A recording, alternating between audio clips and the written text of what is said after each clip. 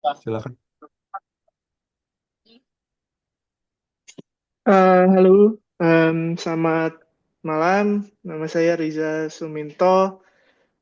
Saya geek alumni join 2013 di Chicago.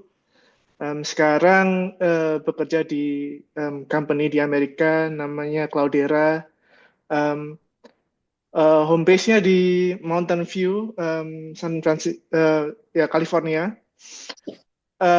Research-nya dulu ketika PhD research di distributed system dan sekarang kerjanya di area data warehouse, data lake, dan lebih spesifiknya di database query planning. Ya. Alright ya, thank you. Next, I think Wensan. Ya, halo Rolf, Ibu, dan teman-teman sekalian. Perkenalkan, nama saya Theodorus Wensan Februanto. Saya alumni ITS Angkatan 2019, Garuda Ace yang pertama. Kemudian saya sekarang lagi di Arizona State University sebagai Computer Science PhD tahun pertama. Dan riset saya tentang security dan operating system. Terima kasih. Oke, thank you. Next, Gabriel. By the way, Oke, teman-teman alumni yang saya miss di sini, let me know ya. Mungkin baru join, let me know aja. Please message me. Oke, yeah, go ahead, Gabriel. Thank you. oke. Halo semua, perkenalkan nama saya Gabriel, bisa panggil saya Gaps. Saya dulu S1 di UGM, dan sekarang saya melanjutkan studi saya buat PhD di University of Chicago.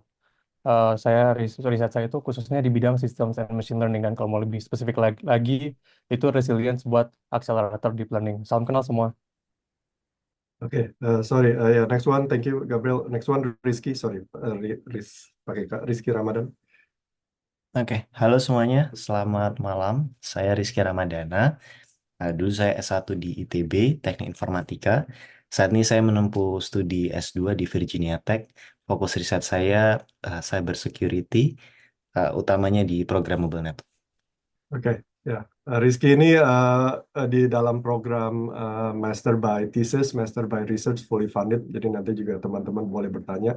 Mungkin ada teman-teman yang mungkin tidak yakin tentang PhD atau S2, S3, mau S2 dulu bisa.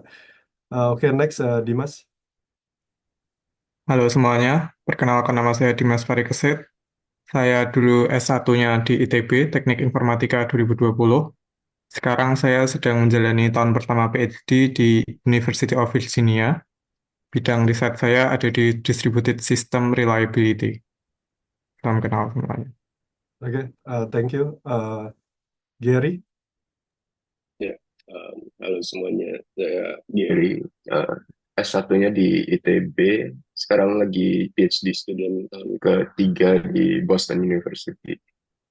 Bidang research saya itu di NLP, Natural Language Processing. Oke, thank you, Kevin. Sorry, thank you, Gary. Kevin, next.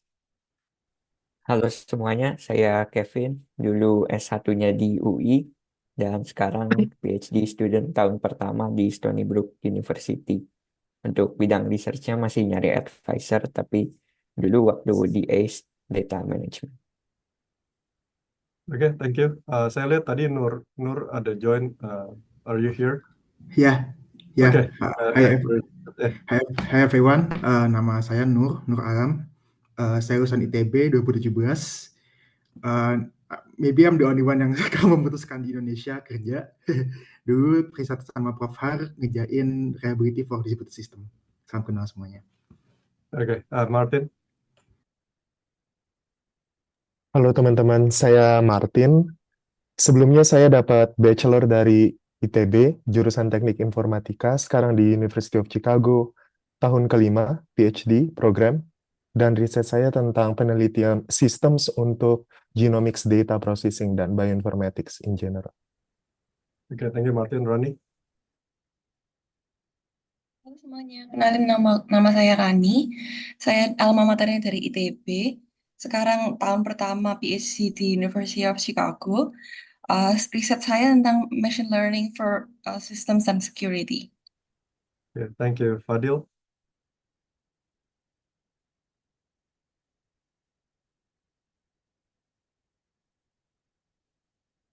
Ada nama Fadil nggak, atau Fadil yang Fadil kita atau Fadil?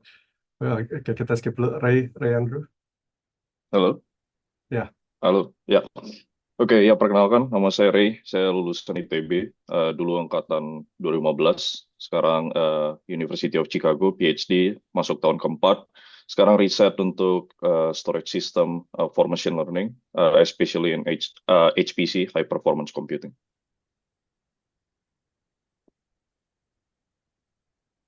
Oke,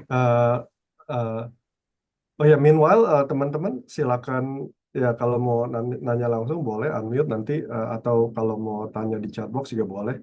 Nanti saya moderate. Jadi again, you could ask any questions, okay?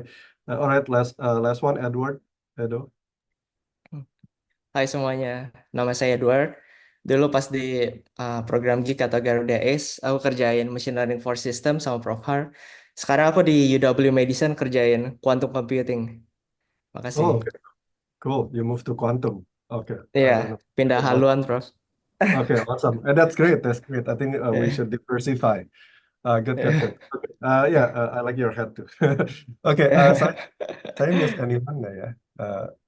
If I miss anyone, let me know. Ya, mungkin teman-teman kita again relax saja sessionnya. Please ask any questions.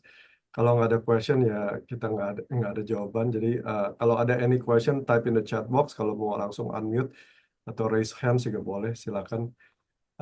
Mungkin sembari nunggu pertanyaan trickling in, mungkin saya go back lagi ya in the same order. Kalau mungkin kasih satu sentence wejangan yang kalian ingin berikan untuk teman-teman di S1 apa gitu, yang wejangan paling penting gitu dalam konteks Garuda, ilmu komputer Garuda Ace. Oke. Ya, Risa. Apa ya? Kalau breaking the myth ya mungkin yang apply buat saya ya sekarang, myth kalau PhD itu pasti jadi akademia, nggak juga gitu. Saya stepping into industry, dan PhD itu benar-benar membuka pintu banget buat berkarir terutama kayak di Amerika gitu ya. Sekarang kalau saya nggak ikut Prof. Har, mungkin sekarang nggak kerja di sini gitu. But ya, dulu bahkan saya juga punya background juga di akademia sebelumnya. Saya setelah lulus, saya lulus dari UGM 2011, dan sebelum ke Chicago saya sempat ngajar dulu di perguruan tinggi namanya STKIP Surya dulu, oleh Profesor Yohanes Surya. 2 tahun ngajar, and then got introduced with Prof. Har. And background saya dulu akademia, tapi kemudian saya stepping in di industri karena that's interest me more gitu. So maybe that's what I can say. Ya, I think penting sekali ya Risa. Actually banyak alumni kita ya, Risa, Daniar, Satria yang ke industri. Actually tidak ada yang even jadi profesor ya so far ya. Jadi ya memang konsep yang namanya PhD itu harus jadi profesor atau dosen itu salah. Actually di computer science terutama lulusan PhD itu masuk ke industri besar ya, atau even startup yang canggih. Oke, Alright, Wensan, wejangan. Oke, Prof. Oh ya, iya. Ya, go ahead please, Wensan. Oke. Buat teman-teman yang masih S1 mungkin, apalagi yang ngejalanin undergraduate research, mungkin jangan menyerah aja, terus berjuang, pokoknya pantang menyerah. Karena emang bakal banyak banget yang kayak apa ya, yang bikin bingung gitu, tapi tetap jalanin aja, terus pantang menyerah. Itu aja sih. Oke, Wensan mungkin boleh elaborate. I think bagus gitu ya. Saya juga melihat siswa S1 kan banyak distraction ya. Mungkin jika boleh elaborate lebih banyak, maksudnya bingung-bingung untuk apa, bingung apa. Oke, iya, karena sama aku, ya ini tahun aku pertama PhD, sama aku juga undergraduate research sebagai Garuda Ace, juga banyak banget yang aku temuin, kesulitan-kesulitan dan hal-hal yang bikin aku bingung, dan mungkin beberapa hal yang bikin aku kayak ke-discourage buat nerusin riset, PhD segala macem. Tapi ternyata setelah aku berhasil, ya udah aku jalanin aja terus, tetap pantang menyerah, ternyata aku bisa juga gitu loh. Dan kayak setelah aku melihat ke belakang tuh kayak, wah ternyata emang susah tapi bisa dijalani gitu loh. Dan emang mungkin hal-hal yang bikin kita takut tuh karena kita belum tahu gitu, karena emang banyak uncertainty gitu. Jadi kayak eh, itu wajar. Mungkin kalian kesulitan pas kalian ngelakuin riset atau pas kalian daftar S2, S3, tapi tetap dijalanin aja dan kayak ya tetap semangat kayak gitu. Makasih. Ya, thank you, Wansan. Ya, Ya. mungkin saya mau tambahkan benar sekali ya. Mungkin kalau kita di kelas-kelas, project kita kan biasanya cuma 3 minggu atau 1 bulan, very short term, dan banyak kan ada certainty ya. Tapi kalau research ya namanya aja research, jadi a lot of uncertainty. Jadi actually part of research itu juga mental game ya. Mental kita harus kuat. Jadi sebenarnya menurut saya untuk teman-teman semua yang again, sukses research, menurut saya ya kalian sudah tembus mental game ya. Karena ini bukan urusan talenta atau urusan kapasitas ya. Oke. Mostly is mental and time. Okay, right. Thanks. Next, Gabriel. Oke, jadi sebenarnya saya ingin mengembangkan jawabannya si Wensang. Saya mau kasih perspektif baru. Sebenarnya dalam biasanya kan kalau ada tugas kita biasa pakai suatu framework kan. Kalau ada tugas misal machine learning ya udah pakai PyTorch atau TensorFlow. Em, ya sebenarnya dengan riset, apalagi riset yang dengan topik yang susah atau topik yang top itu kita itu akan belajar di mana kita nggak hanya pakai framework-framework tertentu, tapi yang saya paling suka itu selama saya riset, saya mengotak-atik framework-framework yang saya pakai sendiri gitu, sesuai kebutuhan saya. Soalnya dengan riset kan, kadang framework-framework atau tools-tools yang ada itu nggak cukup. Jadi ya ada kewajiban dari kita itu untuk mengembangkan tools-tools tersebut. Dan menurut saya itu sih salah satu hal yang paling rewarding dan juga salah satu hal yang paling menonjol gitu bahwa oh ya udah apa pengetahuan saya itu tidak hanya sebatas toolsnya tapi saya bisa mengembangkan juga. Ya sekian. Ya, thank you, Gabriel. Ya, I think most of the time kita memakai database, memakai sistem. Tapi kali ini kita benar-benar melihat dalamnya. Misalnya kalau tiap hari kita nyetir mobil, nyetir motor, tapi kita kali ini harus lihat di dalamnya engine-nya apa gitu dan lain-lain gitu ya. Oke, alright, Rizky. Nah, mungkin saya mau kasih perspektif lain.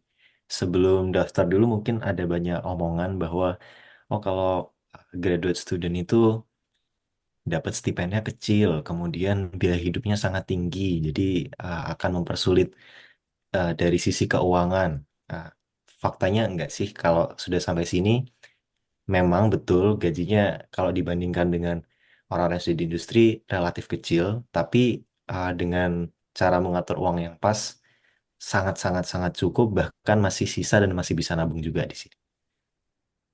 Ya, ya betul ya. Thank you, Rizky. I think a lot of memang saya juga pas berbicara dengan banyak teman-teman yang ke Amerika, memang sumber dananya beda-beda gitu ya. Ada sumber dana dari kampus sendiri, ada sumber dana dari Kemdikbud, LPDP dan lain-lain. Sepertinya dari sumber dana yang berbeda-beda ini biayanya beda-beda gitu. Mungkin ada yang dibiayain hanya untuk sendiri tapi tidak keluarga. Jadi menurut saya dari situ memang benar Rizky katakan.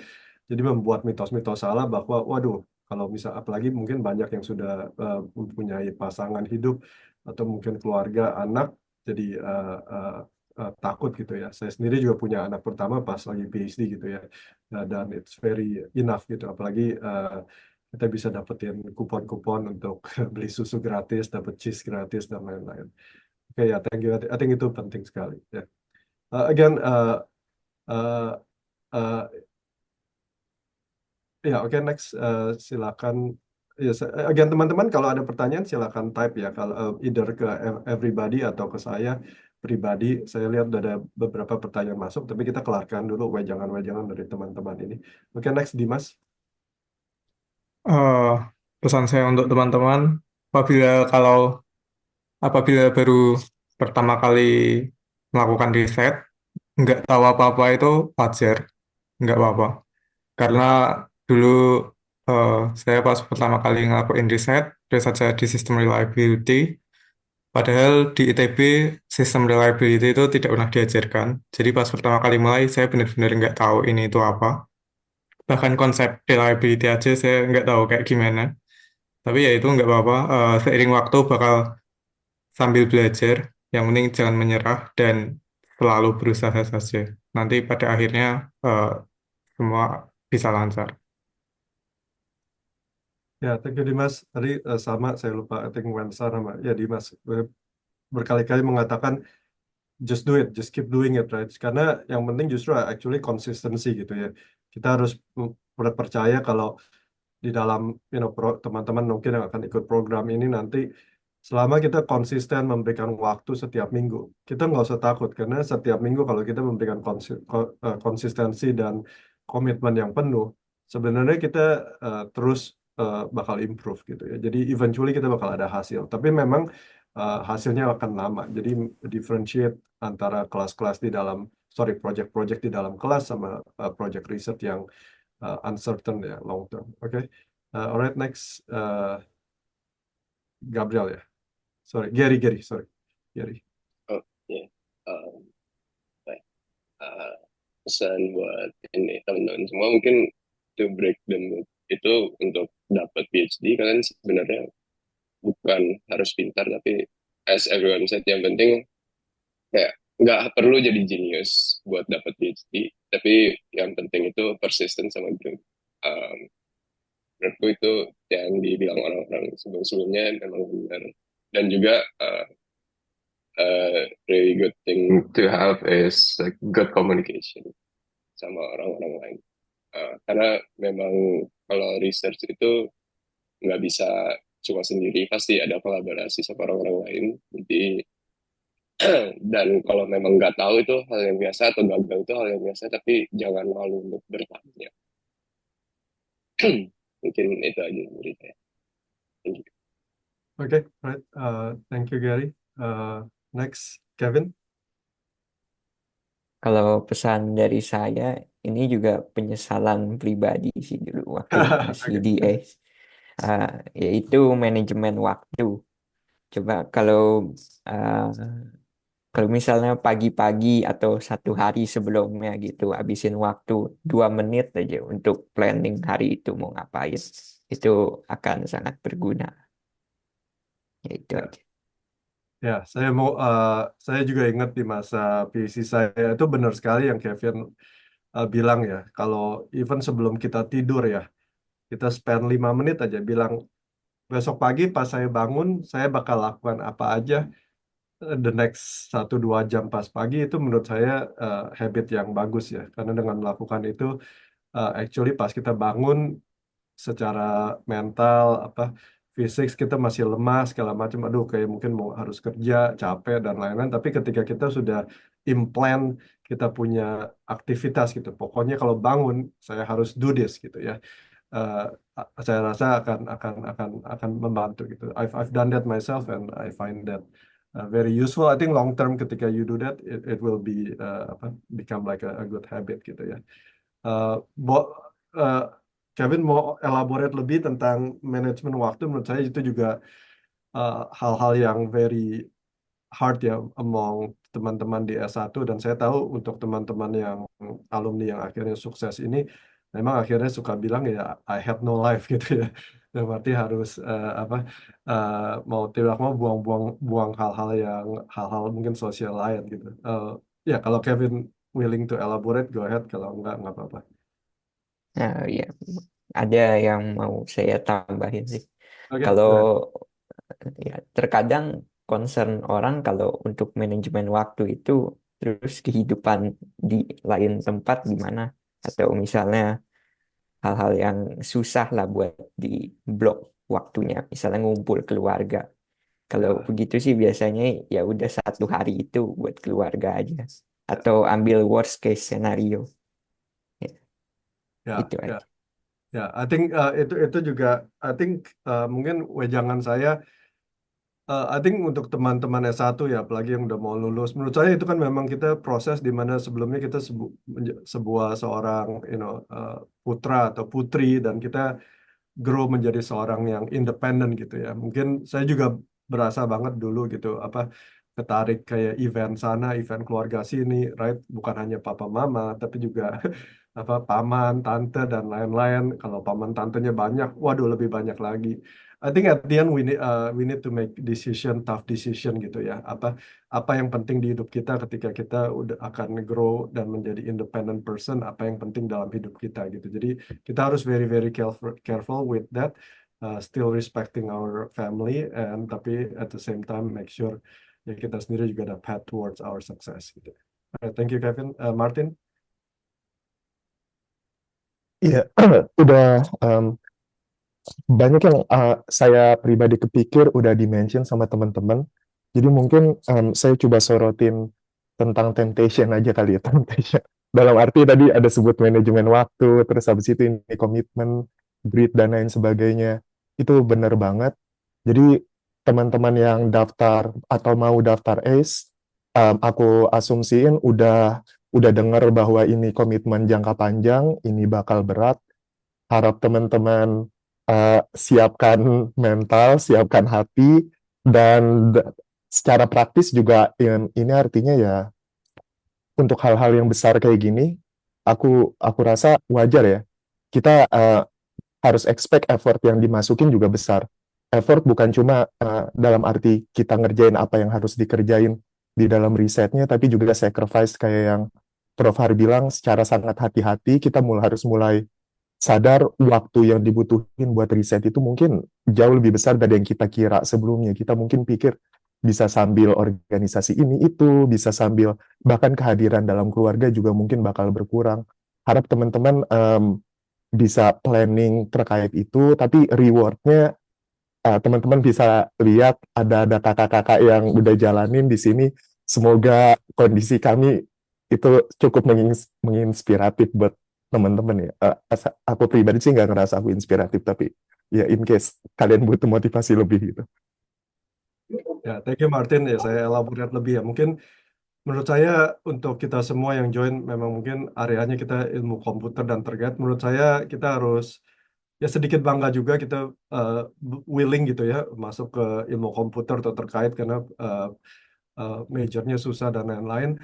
Dan memang rewardnya besar gitu ya, termasuk teman-teman saya di salah satu YouTube saya, video saya kan saya kasih lihat gitu, lulusan gaji PhD gitu ya. Mungkin hidup kita tidak selalu mengejar uang, tapi ya in reality salary matters gitu ya. Dan kalau kita lihat teman-teman yang lulusan PhD yang masuk ke industri overall itu salary-nya jauh lebih agak lebih besar dibanding master gitu. Dan bahkan ada website yang menunjukkan bahwa return of investment-nya long term itu jauh jauh lebih besar gitu. Jadi itu mungkin yang Martin bilang bahwa ini ada reward besar gitu ya setelah mendapatkan PhD dari universitas ternama, dan untuk itu juga tentu harus masuk ke dalam program S2 S3 di universitas ternama gitu, atau program S2 riset gitu. Dan ketika kita mau masuk program di Amerika, kita tentu uang sekolah saya sendiri nggak mungkin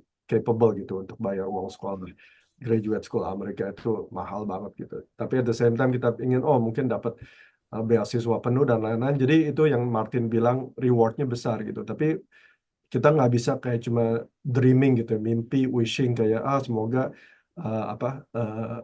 saya bisa mendapat gitu. Lalu saya juga mau mungkin menambahkan ada beberapa mungkin misconception ya. Maksudnya hati-hati dalam yang namanya saya bilang mungkin praise yang kalian dapat di lokal gitu ya. Mungkin di dalam prodi kalian one of the best gitu ya.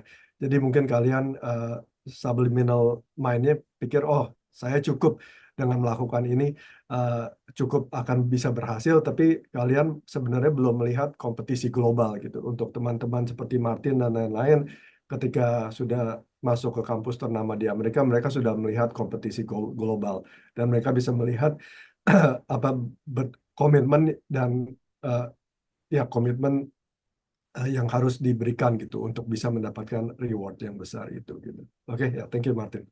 Oke, next. And ya sekali lagi teman-teman, kita sudah hampir go full round ini semua alumni. Jadi kalau teman-teman ada pertanyaan ya tolong siapkan ya, atau again type in the chat box. Oke. Alright, next Rani ya. Oke, Rani. Kalau tadi teman-teman kakak tingkat banyak yang bicaranya tentang penyesalan, mungkin saya mau lihat ini dari perspektif lain, suatu hal yang saya syukuri. Jadi mungkin saya banyak dengar concern buat orang-orang yang mau mulai research itu concern kalau misalnya CV-nya itu kosong, belum ada internship dan lain-lain. Saya sendiri sewaktu S1 juga belum ada internship sama sekali sampai sekarang. Jadi yang penting itu bukan kalian menumpuk banyak internship dan menuhin CV kalian, tapi yang penting adalah kalian benar-benar serius di research-nya, kayak tadi kata Prof. Har dan kata-kata teman-teman semuanya. Dan yang penting tuh kalian willing to learn. Ya, Segitu aja. thank you Rani for the positive message. Jadi benar sekali, I think that's one of the noises yang kita undergrad, bukan hanya di Indonesia ya, termasuk juga di Amerika, di Asia, itu yang saya lihat gitu. Undergrad kan, oh harus ikut kompetisi ini, harus ikut hackathon ini, harus internship gini, aduh internship di Eropa nih, teman di sebelah saya keren, saya harus gitu. Jadi it creates a mindset bahwa itu semua penting. Memang itu semua menurut saya penting, tapi tergantung jalur yang kita akan tempuh gitu.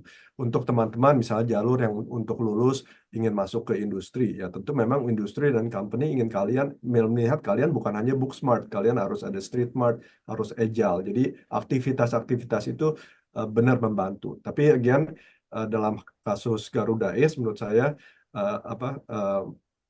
kita path-nya beda ya gitu. Kalau memang kita tujuannya memasuk research graduate schools di top schools, ya kita actually jalannya beda gitu. Yang saya juga suka cerita di YouTube, uh, bahkan programming competition dan lain-lain itu tidak dianggap gitu. Justru yang Rani bilang, yang penting adalah komitmen setiap minggu, keep doing it gitu, keep doing it selama 1 sampai 2 tahun, eventually bakal ada hasil gitu. Oke. Thank you, Rani. Next, Fadil. Ini kayak Fadilnya salah ya. Oke, Ray. Ya, kayaknya I want to play devil's advocate.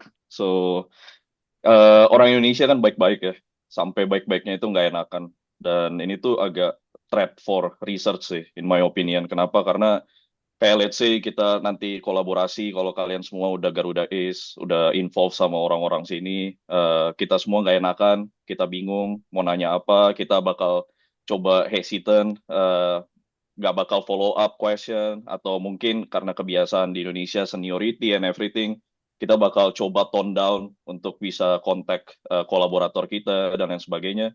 Dan ini agak bahaya. I always remember what Prof. Har said to me, treat your research as life and death. Kalau misalnya memang kita butuh result cepat, ya kita bisa bug orang secepat itu juga. Dan itu nggak masalah. Kalau misalnya mereka memang mau jawab kita, mereka bakal jawab, tapi nggak ada salah juga untuk kita follow up. Jadi, ya in my opinion, kita boleh kesampingkan rasa nggak baik, rasa kayak maksudnya ya feeling Indonesian, which is nggak enakan, dan coba phrase it different way. Kalau misalnya kita nanya itu tuh bukan berarti kita mengganggu orang, tapi kita tuh memang pingin gimana caranya kita curious untuk dapat result yang lebih cepat lagi. Kayaknya itu aja sih for me. Oke, thank you Ray. I think that's a very important point gitu ya. Ketika antar teman-teman ke expose ke kompetisi global gitu, kompetisi level internasional, memang menurut saya juga again grow up di education Asia ya. Saya selalu bilang ke diri saya dan bilang ke murid juga, I think bedakan rendah diri dan rendah hati ya. Kita boleh tetap humble dan lain-lain, tapi when it's when the time is necessary gitu, kita harus tidak usah malu-malu gitu. Kita harus tahu tujuan kita apa gitu. Kalau kita harus being successful atau kita harus achieve something, and apapun yang kita harus lakukan selama yang within norm gitu, kita nggak usah malu-malu gitu. Jadi mungkin contoh saya kasih tahu ya, mungkin teman-teman nanti yang akan berkolaborasi internasional. Contoh banyak sekali siswa kayak saya tanya, udah ngobrol belum dengan kolaborator Anda di Amerika? Belum. Udah berapa lama? Kapan terakhir email? 3 minggu lalu. Saya nanya, kenapa nggak email? Nggak enak, Prof. Nggak enak email. Jadi menurut saya banyak asumsi gitu ya. Takut mungkin siswa-siswa takut kalau emailin profesor tuh kayaknya takut mengganggu gitu. Tapi yang saya tekankan justru kepada Ray dan teman-teman bahwa kita nggak usah takut ketika kita masuk level internasional ini. it is kind of a jungle gitu ya. It is a survival of the fittest gitu. Dan saya suka kasih analogi life and death dalam arti saya juga belajar ini tentang brainnya manusia ya. Menurut saya ketika brain manusia think this is a life and death situation, brain kita akan works differently. Ya, saya kasih contoh very simple. Kalau saya punya keluarga dan keluarga saya tidak ada air, dan saya harus mencari air, kalau nggak keluarga saya akan, maaf ya, maksudnya knock-knock bukan gitu, cuma keluarga saya akan menjadi berbahaya.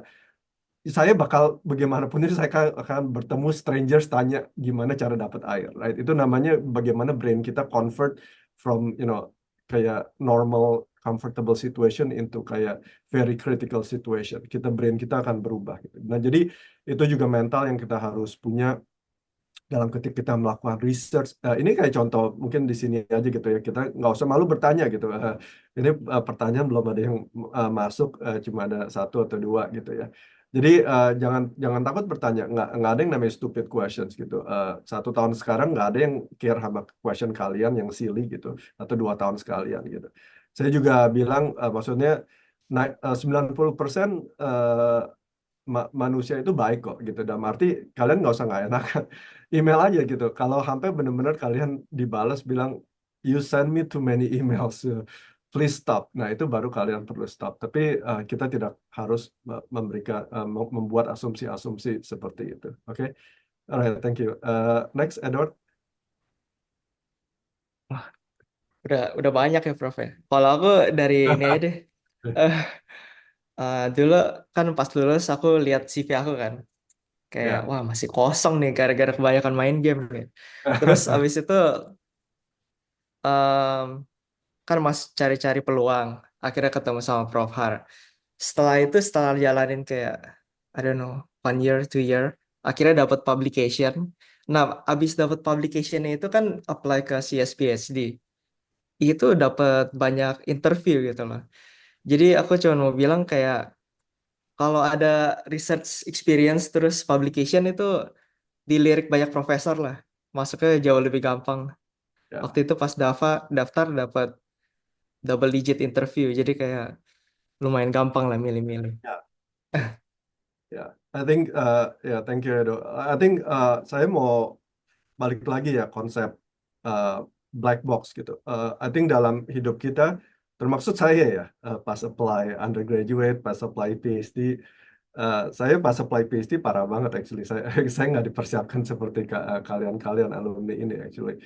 Jadi kita biasa tuh kalau kita apply to a black box gitu. Dalam arti kita nggak tahu box ini gimana bekerja. It's very black, nggak transparan gitu. Jadi di dalam hidup kita, teman-teman pasti yakin, ketika kita apply something, kita tuh biasa cuma apply begitu ya, berdoa, berharap, aduh semoga diterima gitu, right? Mau ini LPDP, mau ini magang, mau ini grad school, right? Itu selalu adalah cara kita bersiapkan gitu. Selalu kayak 3 atau 6 bulan sebelumnya, lalu aduh kita masukin deh aplikasi terus berharap dapat ya. Nah, yang saya mau bilang adalah kita dalam hidup harus 1 sampai 2 tahun ahead preparation gitu. Dalam arti kita udah harus tahu 1 atau 2 tahun lagi box apa sih yang kita ingin masuk gitu. Kalau kita ingin masuk ke box itu, kita harus coba bertanya, balik lagi malu bertanya sesaat di jalan. Kita harus open that box, kita harus ngobrol dengan alumni gitu. Makanya kita adakan session ini, ya thank you udah ada yang datang. Mungkin ya Kamis malam, harusnya Jumat malam mungkin ya lebih free siswa-siswa. Ya intinya kita sudah ada network gitu, alumni Geek dan ACE gitu. Jadi alumni Geek dan ACE ini dan juga program Garuda ACE akan membuka boxnya gitu. Jadi supaya nggak black box. Jadi sekali lagi gitu, saya banyak sekali melihat teman-teman siswa yang di Indonesia, saya lihat kalau ditanya siapa yang mau ke Amerika, kuliah graduate school gratis, waduh yang angkat tangan banyak banget gitu ya. Tapi kalau ditanya siapa yang persiapannya benar, itu dikit banget. Itu balik lagi karena konsep mereka tidak tahu untuk black box untuk graduate school itu seperti apa gitu untuk di Amerika, Eropa dan lain sebagainya gitu. Jadi I think ya itu elaborate more apa yang Edward katakan gitu ya. Lalu thank you Edward mention gaming karena I think untuk Mungkin tergantung siswa ya, either gaming atau sosial ya. But I think that's a distraction. Makanya tadi saya juga penting touch itu karena saya tahu even untuk para Garuda Ace Fellow yang sekarang saya tahu kok ada beberapa yang masih terjerat gaming issue dan lain-lain gitu ya. Jadi itu menurut saya itu juga masuk ke psikologi karena kita harus tahu eh, maaf ya masuk ke touch ini. Kenapa kita mau main game? Karena kita mau menang gitu ya. Jadi menang itu kasih semacam dopamin segala macam ke otak gitu. Jadi makanya saya juga sama, saya punya putra gitu. Jadi saya harus ceritakan gaming itu nggak apa-apa gitu. Asal kita tahu oh ini buat sosial, buat senang udah gitu, tapi udah stop gitu. Kita nggak harus be the best of the best in the gaming kalau itu memang bukan tujuan black box kita gitu ya. Jadi ya balik lagi, I think we touch a lot of distraction stuff. I think that's very important. Oke. Oke, alright. So kita udah go around the room nih. Jadi teman-teman mungkin kalau ada mau bertanya silakan go ahead. Nggak usah malu-malu. Again, boleh unmute langsung bertanya atau mau type in the chat box boleh. Saya jawab satu, ada pertanyaan dari satu siswa R uh, uh, uh, bertanya, oke di program Garuda S kan 6 bulan, lalu setelah itu ada 1,5 tahun melakukan research. Apakah itu 1,5 tahunnya pasti? Itu balik lagi yang tadi seperti rekan-rekan katakan. Jadi di dalam setelah pasca program ACE itu di 1,5 tahunnya, kita yang akan membimbing kalian untuk mencari kolaborator internasional. Kolaborator internasional itu ada ribuan gitu. Tapi kita akan membantu Anda untuk guide kalian bagaimana berkorespondensi mencari gitu. Jadi mungkin kalian mungkin harus ketika email, mungkin harus email sampai 20 sampai 30 profesor gitu, mungkin sampai melihat siapa sih yang akan balas gitu ya. Jadi again, apakah ada kepastian? Ya tentu balik lagi yang namanya research semua nggak ada certainty. Tapi saya lumayan yakin 95 sampai 100% pasti kalian kalau kalian memang sudah melakukan sukses dalam program Garuda S yang 6 bulan, pasti 1,5 tahunnya tidak akan kalian tidak akan sendirian lah. Kita akan bersama kalian, kalian akan masuk di dalam komunitas kami dan saya akan juga guide kalian. Oke, Oke, semoga itu menjawab. Ray, kalau nggak menjawab, let me know. Oke, ada pertanyaan lain nggak dari teman-teman? Ya silakan.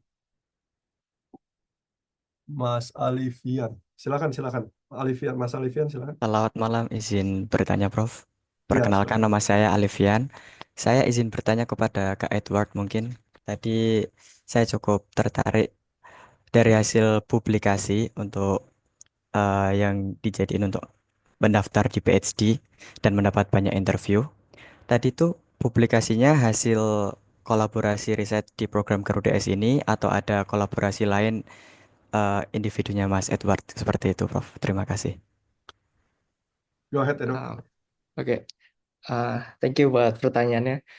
Waktu itu pas kerjaan research sama Profesor Haryadi ini, kerjain Machine Learning for Systems, itu tentang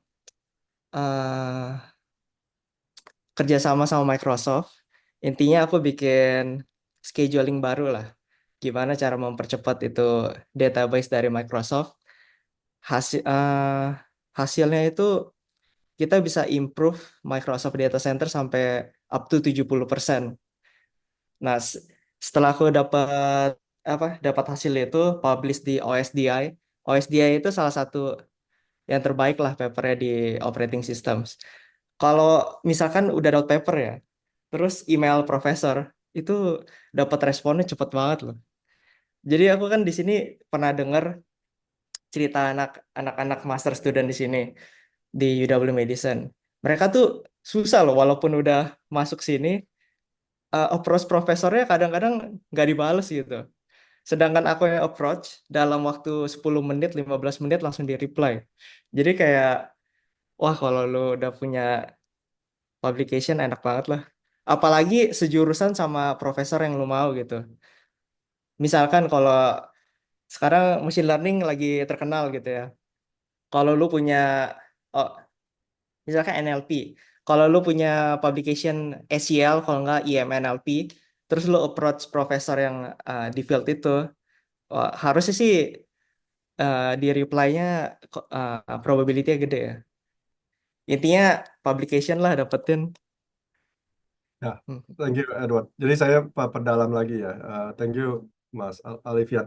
Jadi benar. Jadi kalau kita suka dengar, oh untuk masuk graduate school harus ada publikasi. Nah, tapi kita nggak boleh stop di situ. Ada bedanya publikasi dengan kolaborator luar negeri sama publikasi di jurnal lokal doang. Bukan hanya Indonesia. Kita suka banyak dapat applicant, banyak publikasi dari jurnal lokal di Korea, di China dan lain-lain. Kita nggak bisa benchmark ini publikasinya bagus atau enggak gitu. Jadi at the end kita nggak terlalu count. Jadi nggak usah terlalu fokus banget dengan kata publikasi, tapi yang penting saya perdalam adalah relasi Anda dengan internasional kolaborator luar negeri. Um, Nah, saya mau perdalam lagi ke Edward. Kenapa sih teman-teman alumni ACE ini bisa gampang gitu ya dapat interview dan lain-lain? Sebenarnya saya juga suka pakai analogi. Kadang di akademia itu nggak ada bedanya sama di bisnis gitu ya. Contoh misalnya saya mau masuk ke bisnis sendal jepit lah, oke? In order saya mau masuk bisnis sendal jepit, ya saya harus berkolaborasi dengan pemain internasional di sendal jepit, mungkin yang mulai kecil dulu atau apa, right? Jadi saya mulai dari sono, mungkin pemain Indonesia dulu atau apa gitu. Nah, setelah saya berkolaborasi dengan pemain nasional, pemain bisnis di sendal jepit di level nasional, secara nggak langsung saya bakal ke expose ke level internasional. Karena para bisnismen sendal jepit di level internasional pasti pernah mendengar market Indonesia ini bos-bosnya sendal jepit ini siapa aja gitu. Jadi dengan begitu, ya Edward juga keangkat masuk ke komunitas bos-bos sendal jepit internasional, right? Itu yang maksud Edward bilang kalau kita mulai dari satu area, kita apply masuk ke satu area bakal dapat interview. Karena in reality begitu. Nah, kenapa Edward juga bisa banyak dapat interview? Karena Edward sudah menunjukkan setelah 2 tahun dia giat bekerja gitu. Dia selalu komit minimal 20 jam per minggu selama 2 tahun loh guys. Bahkan Edward kalau nggak salah hampir 3 tahun juga ya. Jadi pengalaman yang Edward sudah kumpulkan itu sangat tinggi gitu. Jadi sudah the resume speaks by itself lah. Jadi nah itulah kenapa ada kita bisa dipanggil interview gitu ya. Kalau nggak ya in reality profesor saya dapat hundreds and hundreds of applicants gitu. Jadi tidak mungkin saya bisa go over semua aplikasinya gitu. Oke. Jadi tapi kalau saya misalnya dengar ada satu teman saya profesor misalnya dari universitas lain bilang, hey Haryadi, there's this student, this is a really good student, consider him, oh saya bakal denger gitu. Nah itu maksud saya, makanya network akademisi itu nggak ada bedanya network di dalam bisnis gitu ya. Oke, next Vanessa, go ahead. Oke, halo, apakah suara saya terdengar? Yes. Oke, selamat pagi untuk Prof. Har dan kakak-kakak alumni, dan juga selamat malam untuk teman-teman semua. Perkenalkan, saya Vanessa, mahasiswa tahun ketiga yang mengambil double degree di Information Systems and Management di BINUS University. Nah, ini saya izin bertanya agak panjang ya. Saya sudah dari lama tertarik untuk mengikuti program ini, dan untuk menyiapkan pendaftaran saya di program ini, saya melakukan riset bersama profesor saya di kampus tentang sentiment analysis menggunakan NLP dan machine learning sederhana. Nah, selama riset ini, saya merasa adanya gap yang cukup besar dan menyadari bahwa saya hanya memahami sebagian kecil dari pengetahuan yang diperlukan untuk riset ini, atau mungkin riset-riset besar di masa mendatang. Nah, saya ingin bertanya untuk kakak-kakak alumni, bagaimana cara kakak-kakak mengatasi gap ini, terutama dalam menghandle riset yang besar. Karena sebagai mahasiswa SI, saya merasa mendapatkan bagian yang kecil dari sisi teknikal dalam bidang computer science. Nah, selain itu, saya juga penasaran apa yang menjadi semangat dan motivasi kakak-kakak untuk tetap konsisten, meskipun mungkin mendengar dari hal-hal dari orang-orang sekitar gitu. Khususnya untuk Kak Rani, sebagai mahasiswa PhD perempuan, gimana cara kakak bisa tetap berjuang ketika mungkin mendengar komentar seperti perempuan pada akhirnya didapur aja, ngapain sekolah tinggi-tinggi gitu. Karena keluarga saya sendiri kadang ada yang mengatakan hal seperti itu. Namun saya tetap memiliki keinginan kuat untuk lanjut belajar gitu. Nah, jadi saya ingin tahu gitu gimana dari sisi kakak-kakak gitu. Terima kasih.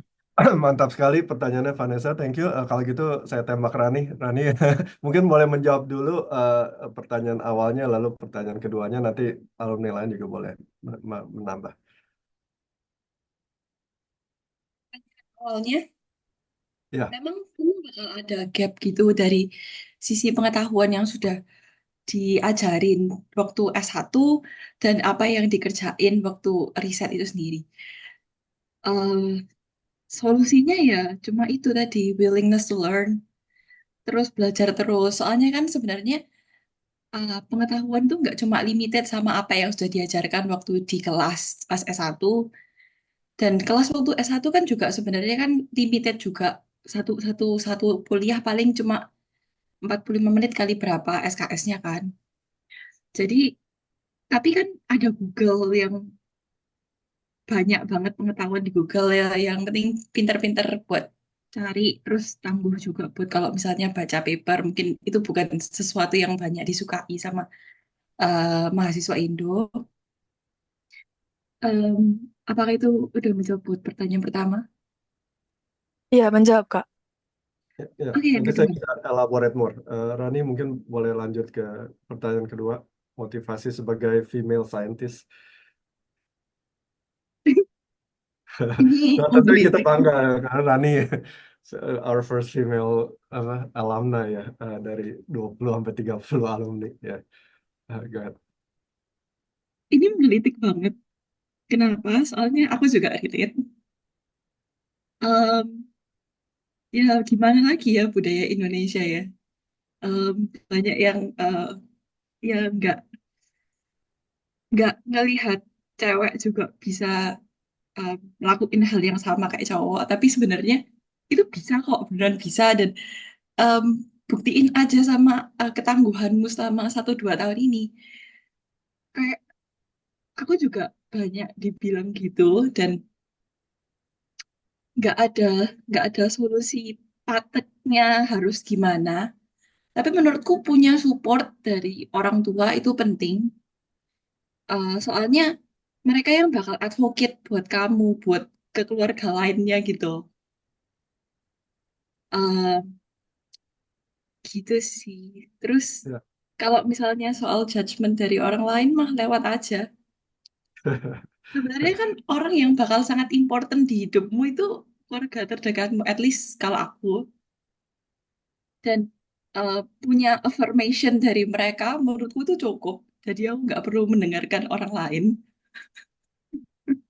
Orang Ya. lain jalan ngomong tentang kamu, oh kamu nggak bisa.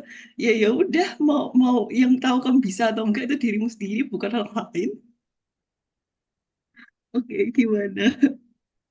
Ada yang mau ditanyain lagi nggak yang lebih jawab atau apa? Ya, saya mungkin yang kedua, support. I think support dari orang tua bisa many level ya. Mungkin kayak bilang, ya go ahead gitu. Tapi saya rasa kalau kita bicara orang tua Asia, apalagi Indonesia, kita nggak usah expect mereka bisa, in general ya, secara large percentage bisa ngerti PhD ya.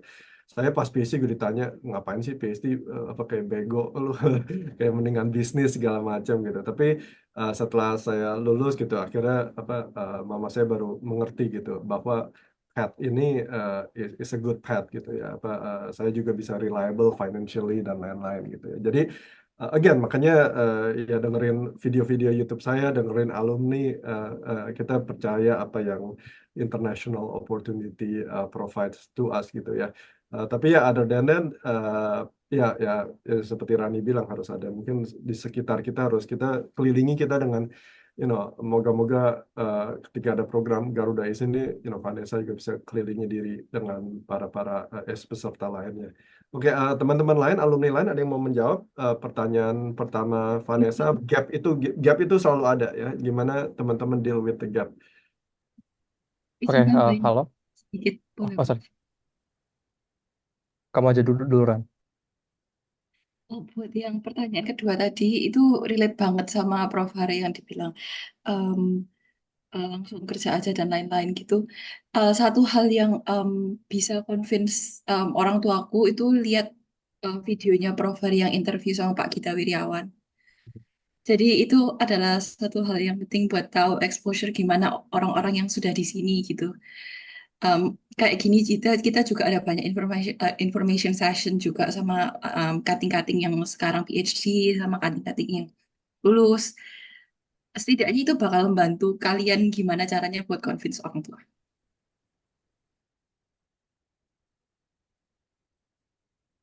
Go ahead, Gabriel. Oke, jadi aku mau coba jawab pertanyaan pertamanya Vanessa. Jadi background sedikit, kenapa aku rasa aku relate. Aku lumayan melenceng. Aku sebenarnya jurusan ilmu komputer, tapi risetku itu di perbatasan antar ilmu komputer dan teknik elektro dan teknik komputer. Eh, Khususnya namanya computer architecture. Tapi ya intinya lebih ke hardware lah. Jadi awal-awal aku riset sangat susah dan aku juga rasa kayak, aduh apaan ini? Aku soalnya aku tahu pasti ini buat anak elektro tuh hal basic, tapi buat aku itu baru gitu. Dan nggak ini nggak hanya soal bidang yang cukup beda seperti teknik elektro gitu, juga ada konsep-konsep machine learning yang karena kamu pernah riset di NLP, ada tuh topik seperti quantization.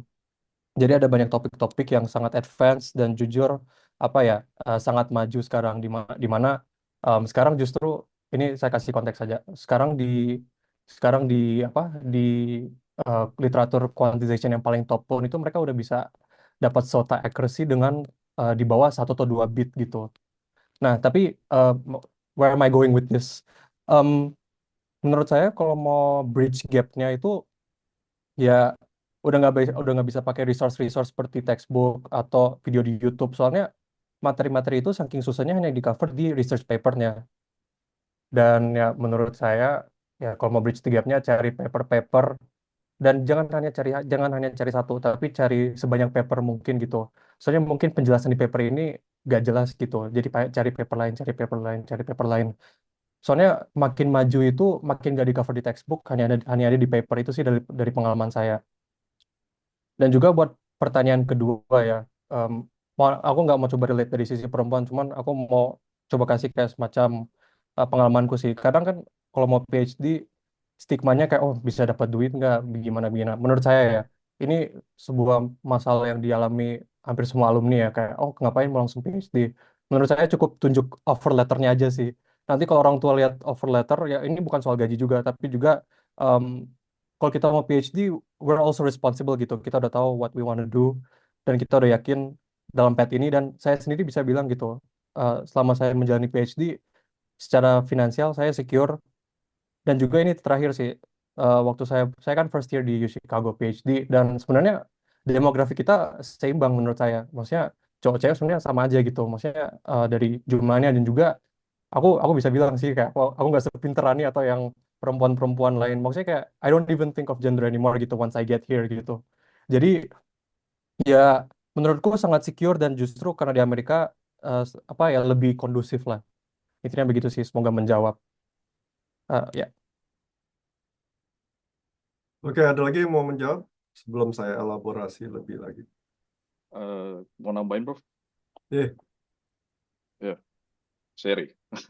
Oke, Oke. go ahead, go ahead.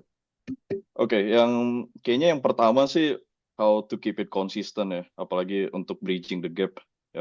Yang paling pertama sih kayaknya gamification. Apalagi for me, I like challenge. Jadi kalau misalnya I solve challenge, itu tuh kayak dopamine injection to my brain. Jadi itu tuh yang bakal bikin kayak gimana ya? Memang susah, but at the end of the day, you get reward at the end. Mungkin beberapa orang ada yang memang jadinya harus training untuk how to make gamification in your life. Dan itu tuh menurut saya itu agak apa ya, skill yang memang harus apalagi untuk researcher, karena to be a good researcher ya you need to enjoy research kan.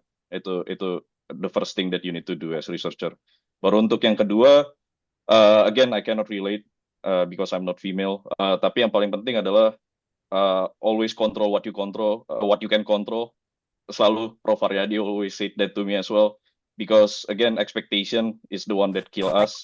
If we expect our closest member in our family to understand about our work, it will be hard. So control your expectation to others as well, and then just do your best. I hope that answer. Oke, saya tambahin, saya in the last 3 years saya somehow read a lot of psychology videos for some reason deh. Jadi saya selalu mau attack dari mindset ya. Balik lagi yang Vanessa bilang gap itu selalu ada. Saya mulai research gap ada, semua ada. Itu normal. Jadi pertama harus percaya itu normal. Kedua, mindset kita selama kita undergraduate, kita actually diajarkan skill yang sequential. Baca chapter 1, chapter 2, chapter 3, chapter 4, chapter 5. Do project 1, project 2, project 3, project 4. Itu semua sequential. Jadi mindset kita sequential. Sedangkan untuk research, boom, udah nggak ada yang namanya sequential. Yang tadi Gabriel bilang, nggak ada yang namanya textbook, right? Itu cari sana. Jadi harus konsepnya ini kayak puzzle. Puzzle berantakan di mana-mana. Atau saya suka bilang, kita ini lagi mau bangun piramid, tapi piramid yang bolong-bolong sana-sini gitu. Jadi kalau kita bikin piramid konsep sequential, kita kayak, oh mau cover first ground dulu nih sampai lengkap. Lalu second ground sampai lengkap, lalu third ground sampai lengkap. No, research itu nggak begitu. Kamu harus yang penting tahu tujuan atasnya apa, kira-kira aja. Lalu cari foundation pieces apa yang kamu harus cari tahu yang cukup enough supaya kamu bisa maju to the next level. Jadi bayangin nih piramid nih, stabil tapi banyak bolong-bolongnya sana sini. Nah, itulah yang mental mindset yang kamu harus punya research. Kedua, ini sangat penting. At the end of the day kita bilang research itu bisa berhasil if you have good chemistry with your advisor, right? Kenapa? Kalau advisor kadang maaf ya, banyak advisor sih gila-gila juga gitu, kayak kasih ekspektasi gila, makanya banyak banget PhD student stress out gitu ya. Itu if you believe that you get into that situation, itu berarti ya, maaf ya, advisornya kurang bagus gitu, atau ada gap gitu, mungkin harus ada PhD student yang bantu kamu gitu rather than kamu sama profesor. Tapi again Vanessa, you don't need to worry about all of that.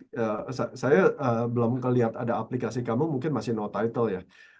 Jadi kamu semester berapa Vanessa sekarang? Semester 5, Prof. Yeah, okay, so you're perfect, right? So you could apply for semester 6, right?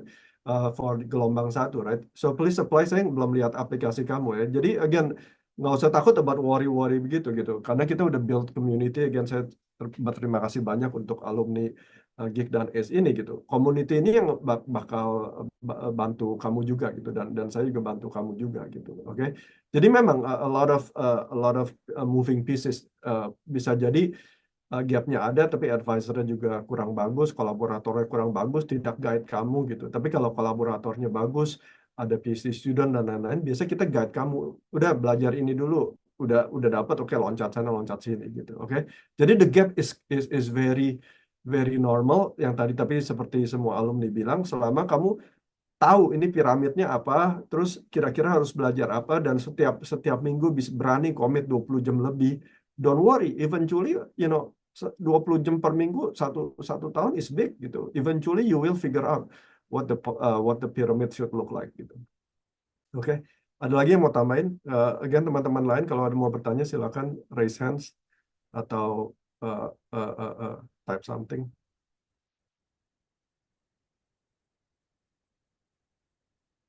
Oh, sorry, get Michael Surya. Go ahead.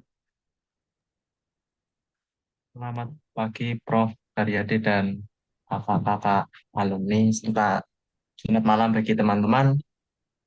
Langsung ke intinya aja. Jadi kan semisal kalau kita ikut, maksudnya keterima dalam Garuda ACE nih.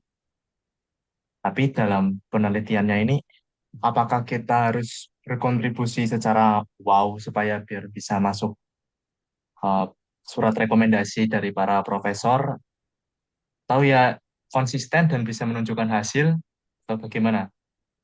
Terima Sorry, tadi kasih. saya ada missing, berkontribusi secara apa? Maksudnya untuk membantu penelitiannya, maksudnya berkolaborasi. Apakah harus menghasilkan sesuatu yang wow gitu supaya bisa mendapatkan surat rekomendasi? Uh, uh, Nggak. Harus bagus banget gitu, Prof. Kayak Ya, benar-benar. ya. Oke, ada yang mau jawab dulu? Go ahead. Ya, anybody, kalau alumni, kalau ada yang mau bantu jawab, harus wow nggak? Maybe I can chime in. Ya, ketika saya masih PhD, kita juga waktu itu berusaha mengenalkan banyak student Indonesia ke research ya, Prof. Kolaborasi dengan kita, dan most of them start small gitu, nggak langsung besar gitu. Mereka cuma dikasih tes kecil aja kayak, kamu bisa nggak compile sistem ini gitu. Oke, bisa. Kalau udah bisa, tolong kamu kerjain eksperimen ini, setupnya begini ya gitu. Saya cuma butuh bantuan banyak orang aja karena saya butuh data gitu.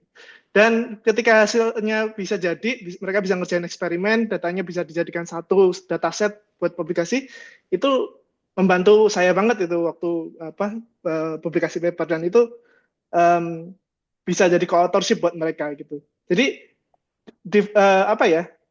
nggak harus langsung kemudian kamu kolaborator jadi first author gitu misalkan, atau orang prinsipal yang mengerjakan researcher utamanya gitu.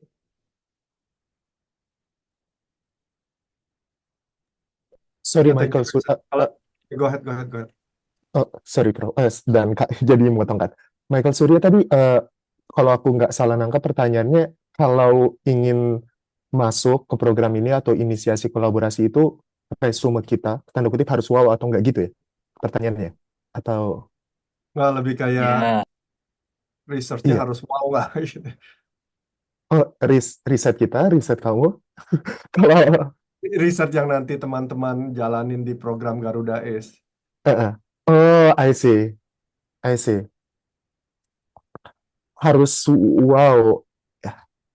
Eh, masing-masing orang aku rasa punya preferensi ya.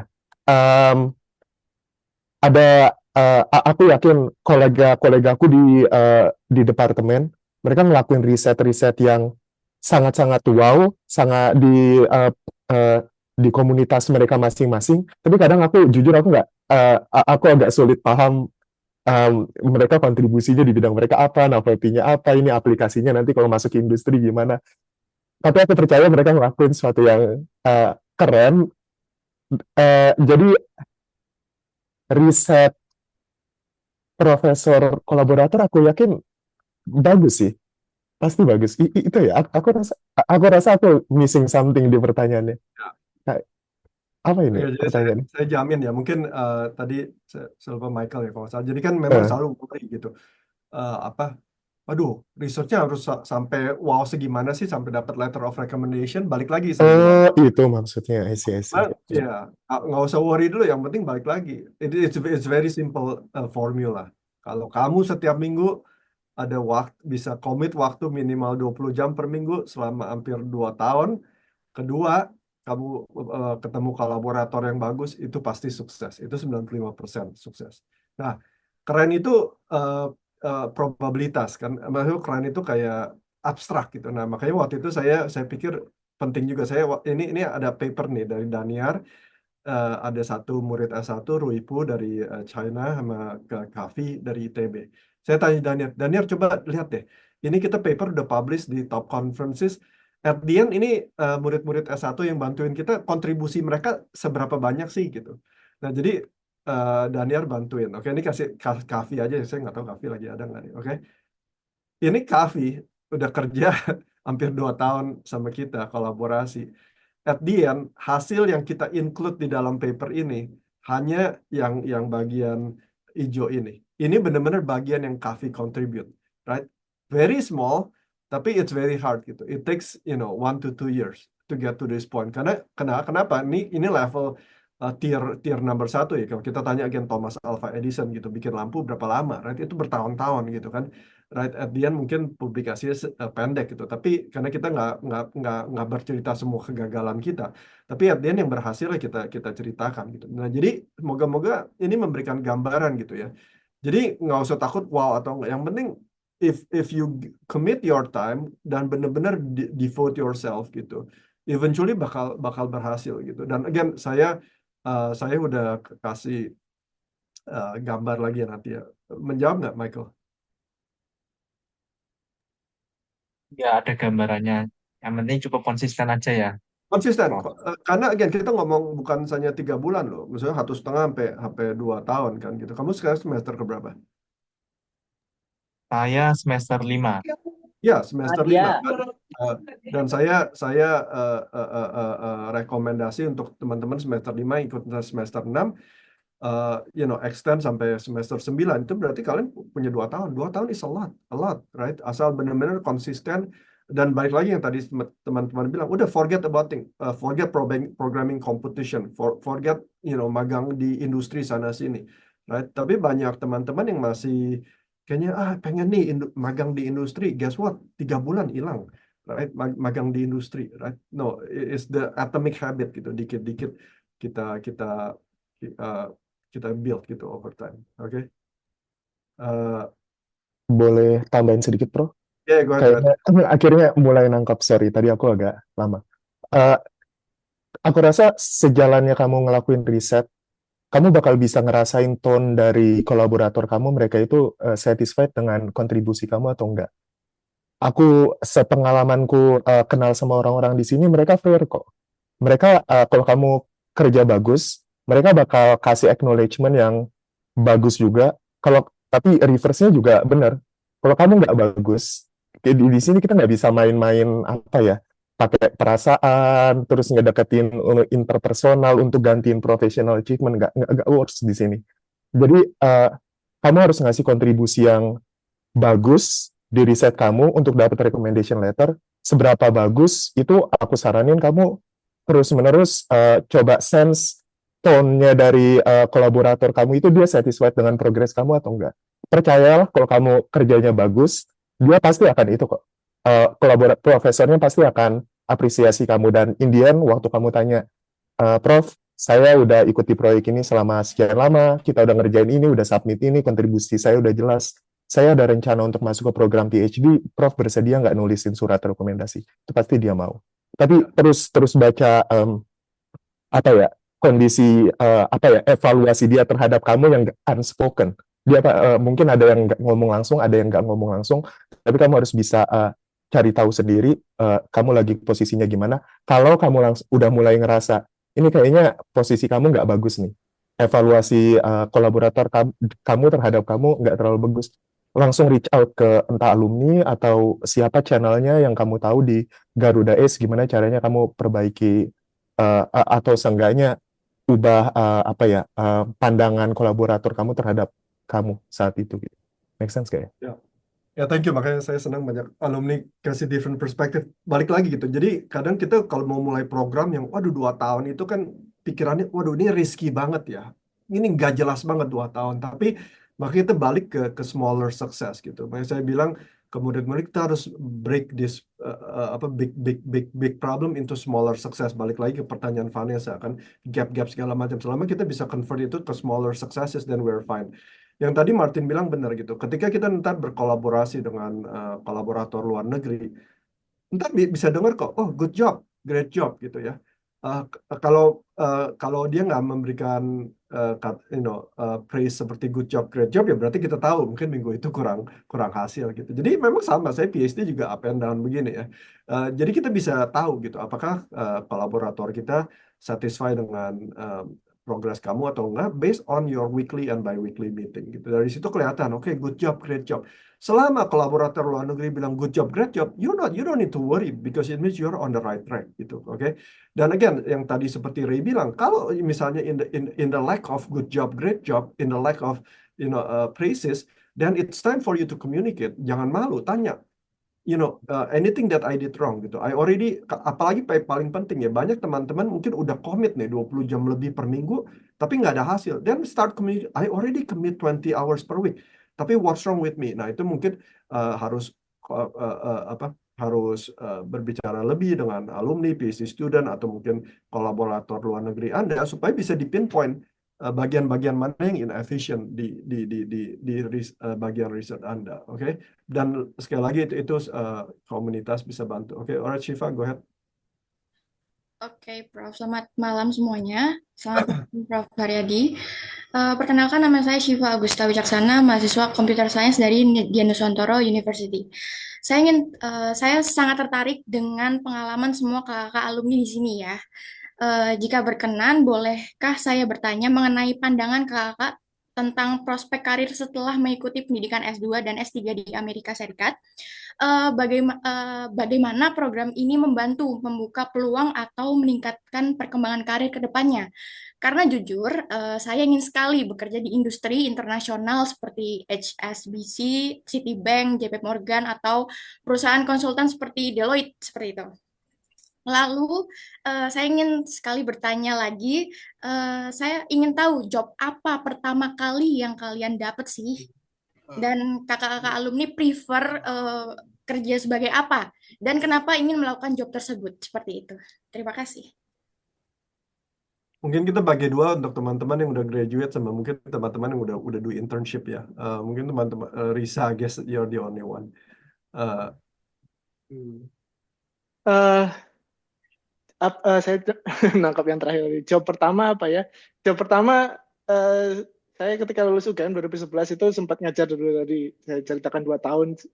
Kalau saya consider job pertama mungkin Bisa langsung aja setelah kamu udah lulus PhD dari Chicago. Oh ya. Yeah. Oke. Ya, so saya 2018 internship di Cloudera, it's a tech company di Bay Area sini, dan kemudian lulus langsung dapat offer untuk balik jadi full staff waktu itu. Gitu. So saya nggak akan dapat offer itu kalau saya nggak punya PhD dan saya nggak internship sama mereka gitu. So and it's open a lot of opportunities, definitely ya. Gitu. Oke. Terus Teman-teman yang udah internship ya go ahead ya. Oh ya, jadi saya mungkin saya tekankan ya itu. Jadi sebelum kita dapat full time job setelah lulus PhD, kita kan melakukan internship dulu tuh. Setiap summer kita melakukan internship. Ini Risa udah internship sama Cloudera. Cloudera seneng banget sama Risa. Even Risa sebelum lulus udah dikasih, Risa, when you graduate please work with us. Itu namanya return offer gitu. Jadi Risa sebelum lulus aja udah dikasih offer gitu. Itu seberapa maksudnya demandingnya CS, especially in Risa area gitu, in systems gitu ya. Jadi itu harus satu contoh kesuksesan bahwa Risa enak banget gitu. Apa nggak habis lulus nggak usah stres-stres cari kerja, udah dapet return offer gitu. Jadi ini satu kasus yang contoh sukses. Ada lagi yang mau share yang udah mungkin ada internship?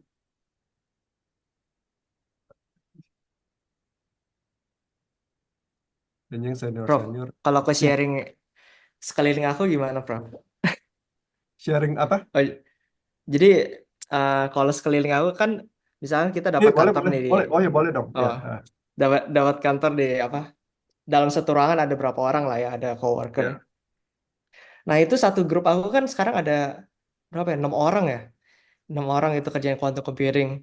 Mereka tuh udah dapat internshipnya gila-gila gitu. Ada yang ke IBM, ada yang ke JP Morgan, ada yang ke Meta. Jadi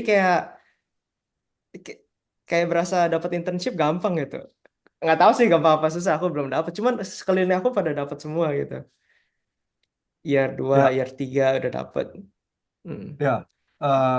Exactly right. So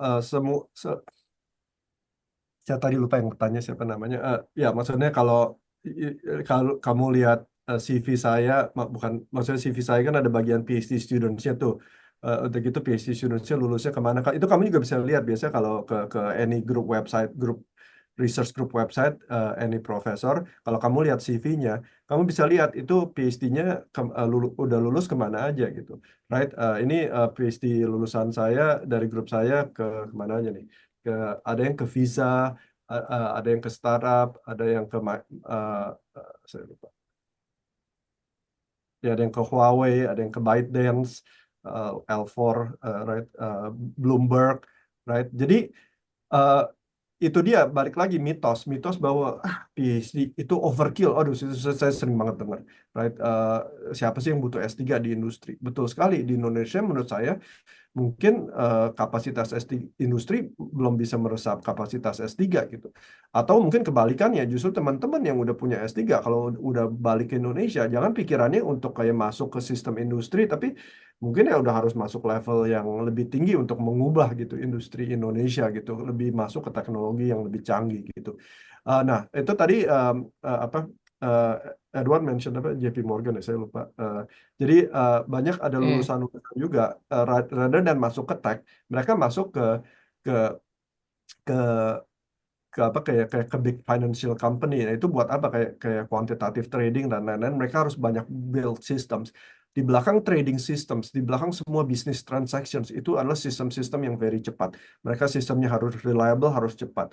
Mau tidak mau juga mereka harus hire a lot of PhD graduates in computer systems.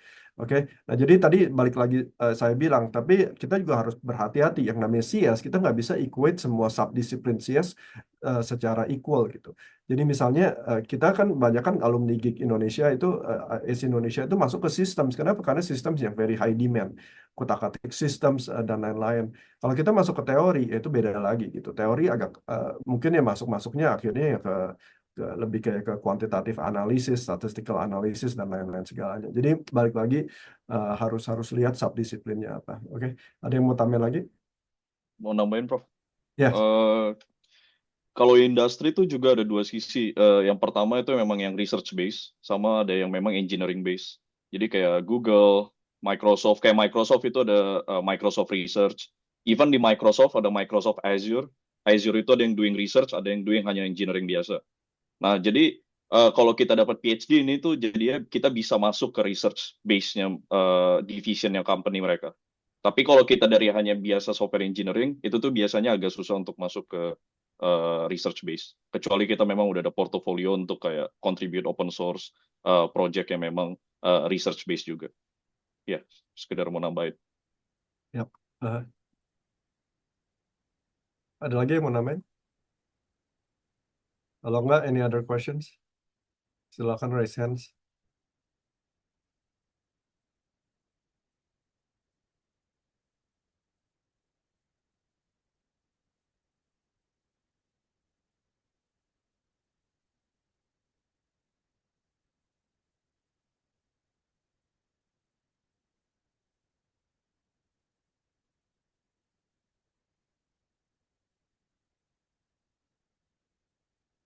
Okay, anyone? Oke, baik Prof dan kakak-kakak alumni. Terima kasih untuk jawabannya, sangat menjawab. Oke, thank you. Oke, last call. Ada pertanyaan lain dari audience? Saya ada pertanyaan, Prof. Oh iya, go ahead. Apa hal-hal yang kakak-kakak berharap kakak tahu sebelum ambil S2 atau S3 di luar negeri? Terima Oke, good question. Anyone? Mungkin yang baru-baru yang belum ngomong, tadi kan Edward, Risa, ada Ray, Rani udah ngomong. Yang lain mungkin Kevin, Rizky, Wanson. Saya ada sih, tapi ini nggak terlalu berhubungan sama PhD ya, cuma dingin sih. Ya betul. Pakai double layer gitu, nggak usah tahan dingin. Oke, anyone else? Saya mau nambahin satu. Apa itu Ya. saya? Jadi kalau ngelihat dulu pas di ITB itu anak-anaknya pada pasif semua dan jujur aja termasuk saya juga. Dan di sini harus aktif gitu, harus proaktif. Karena yang kalau kamu mau sesuatu, kamu sendiri yang harus ngurus itu. Apalagi kalau riset, kalau kamu mau mendapatkan hasil yang bagus, kalau kamu harus komunikasi yang banyak dengan advisormu, komunikasi yang jelas juga, dan itu kamu harus proaktif. Terus kayak risetnya, kamu mau membawa kemana arah risetmu, itu kamu harus proaktif sendiri juga. Ya itu pesan saya, jangan pasif. Ya, saya izin menambahkan juga. Saya setuju sama pesannya Dimas. Emang kita harus proaktif di sini. Pokoknya sama kayak pesannya Mas Ray juga. Pokoknya jangan nggak enakan lah. Kalau butuh bantuan langsung tanya aja. Terus mungkin yang paling penting itu habit sih, habit, disiplin segala macam itu. Habit yang kecil-kecil itu penting banget. Mungkin misalkan kita sebelum tidur tuh misalkan suka main game, suka lihat HP gitu. Nah itu kan nanti jadinya misalkan yang harusnya tidur jam 9 malam jadi tidur jam 11, jam 1, terus bangun pagi, ngantuk, nggak seger. Pokoknya habit-habit kecil semacam itu menurutku juga penting gitu. Dan satu lagi itu supaya jangan kebanyakan fokus, mungkin sama kayak pesannya Prof. Far ya. Pokoknya ya udah fokus aja riset, nggak usah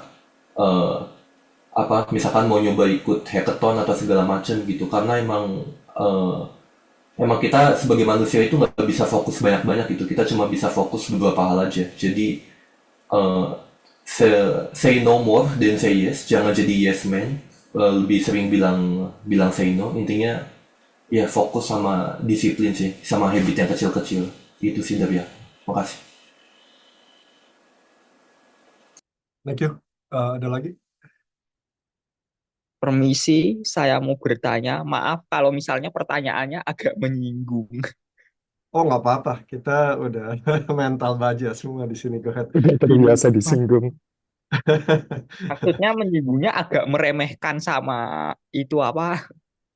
Agak meremehkan sama maksudnya tuh agak meremehkan sama acaranya. Maksudnya Garuda S ini jadi tuh kalau misalnya tuh ikut gini tuh sebenarnya nggak apa ya kalau cuma misalnya buat alasannya cuma buat relasi saja atau memang alasannya kalau kamu memang pingin S3 atau belajar lebih lanjut di luar negeri gitu atau cuma jadi masuk akal nggak kalau misalnya ikutnya alasannya cuma buat relasi aja supaya tahu mungkin kalau misalnya kan kalau misalnya saya sendiri sudah punya rencana pingin kerja jadi guna ke relasi supaya bisa kerja di luar negeri ke depannya misalnya ada acara ke depan bukan untuk S3 tapi malah lebih ke wirausaha gitu-gitu. Oh, iya, jangan apply karena Anda pasti gagal di program ini. Jadi ya, thank you untuk being straightforward. Saya juga straightforward ya. Jadi actually banyak di ini penting sekali gitu. Banyak di batch sebelumnya. Dia pikir riset apa ya, coba-coba iseng. Itu nggak boleh gitu. Maksudnya itu jadi borderline menurut saya eh, kurang fair juga untuk teman-teman lain yang justru butuh slotnya gitu ya. Kita kan again ya mungkin pas teman-teman yang apply mungkin bisa create fake faces kayak tertarik untuk research padahal hatinya sebenarnya nggak mau gitu. Hatinya udah siap untuk masuk industri atau ke startup gitu. Ada banyak beberapa di batch sebelumnya, right? Tapi kita salahkan diri kita juga karena kita seleksinya kurang kurang ketat gitu. Jadi untuk teman-teman yang kayak untuk mau coba relasi, coba-coba nggak perlu program ini akan memberikan nilai yang sangat kecil. Karena balik lagi yang saya bilang, ini black box-nya beda. Ini benar-benar black box untuk graduate school, untuk mau jadi researcher, at least konsep research di luar negeri, versus teman-teman yang memang demennya mungkin bikin produk, bikin startup gitu dan lain-lain, which is completely fine. We need people who builds products gitu. Jadi ini as a separate path ya udah, jangan di mix gitu. Apalagi kalau misalnya ada pressure gitu ya dari Kaprodi atau lain-lain. Oh, Anda bagus, Anda coba harus apply ini. Tapi kalau hati Anda memang sudah mau udah lulus dari Udinus pengen masuk startup ya udah just go that way gitu. Nggak usah pikirin program Garuda Ace. Oke? Make sense, Gabriel? Indrawan?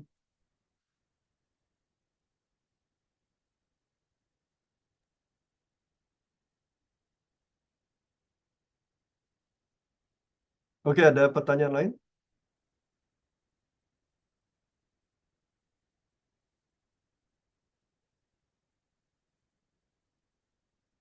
Oke, last call. Kalau tidak ada ya kita tutup. Oke, kalau gitu ya kita end this conversation. Thank you so much ya para alumni. Ntar ya kita decide di Slack channel apakah kita comfortable untuk post ini online. Kalau enggak ya nggak apa-apa. But yeah, thank you again for all the alumni. Untuk teman-teman yang ingin mendaftar, please register gitu ya. Kayak Vanessa, just register dulu supaya kita bisa lihat entry-nya. Walaupun deadline-nya masih November 20, register aja dulu di HotCRP. Oke. Oke, ada Danet ya. Sekian, terima kasih. Sukses selalu untuk kita semua. Oke.